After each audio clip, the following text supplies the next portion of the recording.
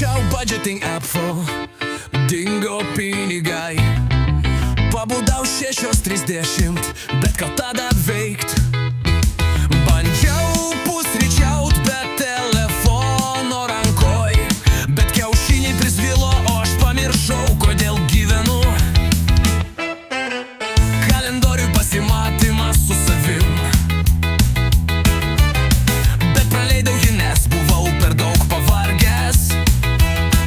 Įsigijau notinuką, kad planuočiau dienas. Dabar jame tik keiksmažodžiai ir piešiniai iš nuobodulio.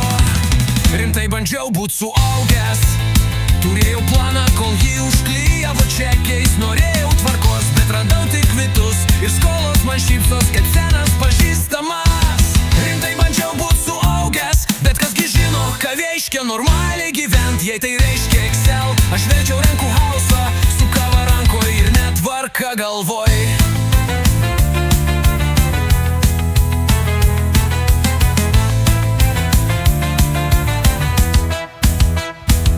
Bandžiau kalbėt rimtom temom, bet užstrigau prie temos.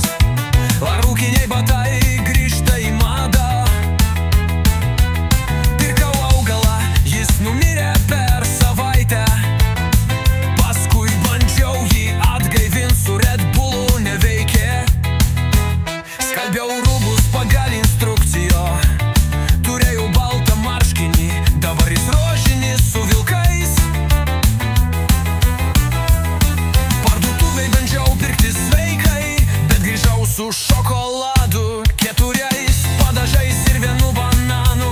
Nesbalansuoj! Rimtai bandžiau būt suaugęs, aš neturėjau pajamų, išlaidų lentelę, bet paskui supratau, net mano tėvai tebemeta monetas į stalčių kaip taupymą. Rimtai bandžiau, bet viskas slydo kaip sviestas nuo karštos skrudintuvės. Gal aš nesubrendęs, o gal tiesiog autentiškas. Pasakė, būk atsakingas, bei pažadė dariau sąskaitą. Ir tada užmiršau slaptažodį. Viskas.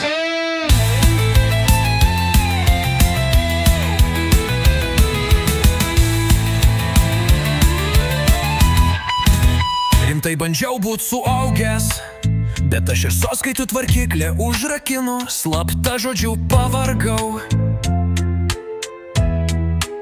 Rimtai bandžiau būt suaugęs, kol supratau, kad suaugusieji tiesiog gerai apsimetantis vaikai. Tai šįkart bandysiu būt laimingas su netvarka, su burbulais, su savo ritmu. Ir jei tai nesubrendimas, tegul gul tada skamba trimitai.